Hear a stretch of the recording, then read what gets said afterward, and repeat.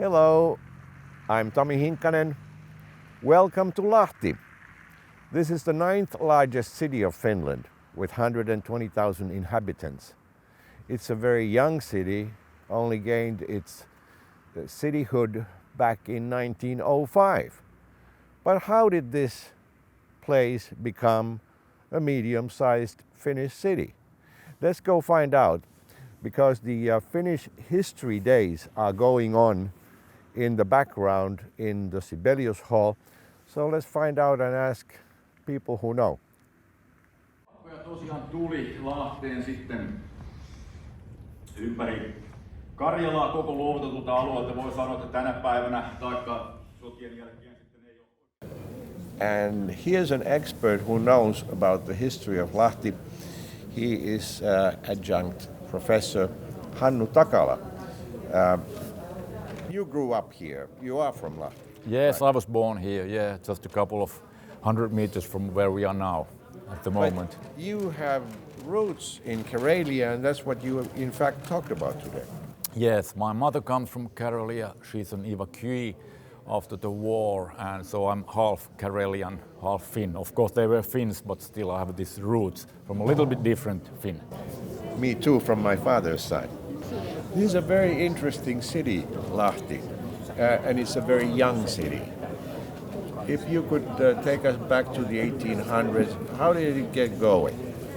Well, the main thing was the railroad connection from Helsinki to St. Petersburg. We were then at that time Grand Duchy in the Russian Empire, whole of Finland, and St. Petersburg was a metropole, millions of people living there, but there was a direct railroad link from Helsinki via Lahti to St. Petersburg, and this was an area, agricultural area, big lakes, huge masses of forestry, and people in St. Petersburg, they needed everything. More people moved here from all over Finland, and so this became, some people have called this was a melting pot in Finland, because people came and then they went somewhere else but stayed here for a while, and so a special kind of atmosphere started to create here in Lahti already in the last century. This does have a feeling of an American city with the large suburban area, for instance. But this Väksy Canal played a role in establishing Lahti. That, at the same time as the railroad to the Russia, St. Petersburg, there was a canal built which connected the second largest lake, Päijänne, to the smaller lake here, which is where Lahti is located, and that made it possible to have this huge amount of wood, whatever products people were doing, all the way to central Finland. And then they came through via this Väksy Canal to Lahti, and we had a railroad station here and another railroad station by the lake, which became the second largest railroad station in the whole Finland by the lake, because so many products came there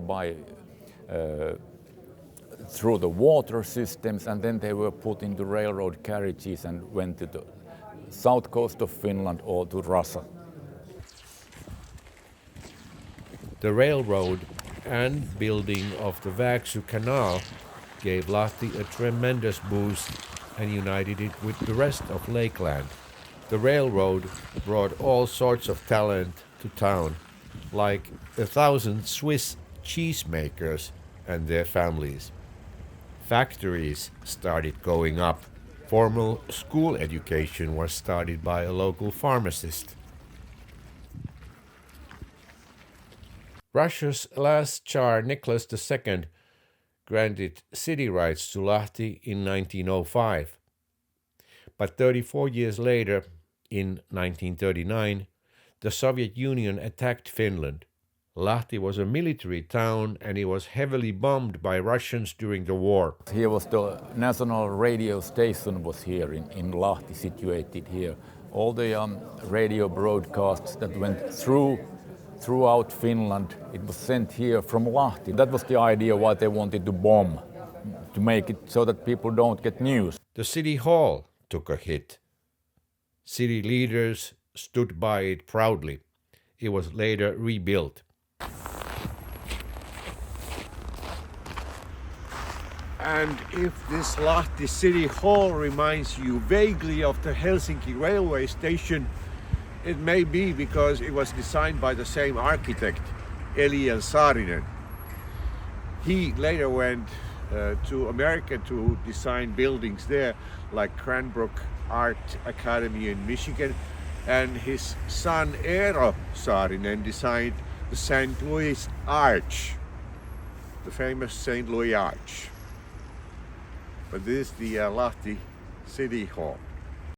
After World War II, 400,000 Karelians, Finns from the areas east lost to the Russian invaders, were resettled elsewhere in Finland. 10,000 of those right here in Lahti. Something like 30,000 people here just before the war, but then after the war, 10,000 people from Karelia moved here. So every fourth citizen of Lahti had roots in Karelia, and of course it has a huge impact to the city and to the companies they brought. Many companies and institutions like Dekanese Institute and Music Institute were relocated from the lost city of Viborg to Lahti. Sibelius Concert Hall was built in an old sawmill.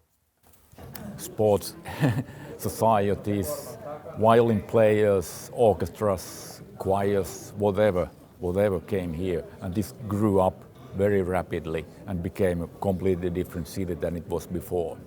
They started building their homes. They started building their new hometown.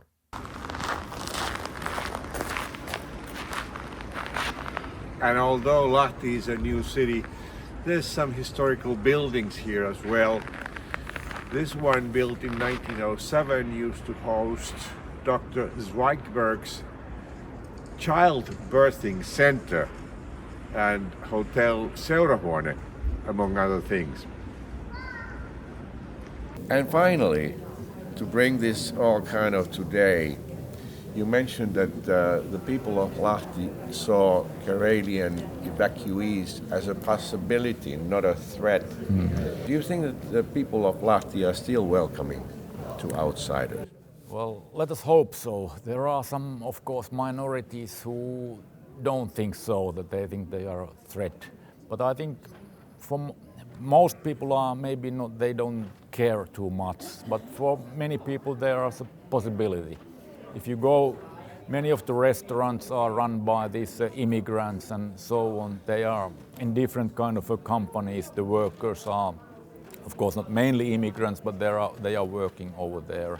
And you can see on Vapaudenkatu street that there are just side by side immigrant restaurants and businesses side by side. So let's hope that the tradition goes on.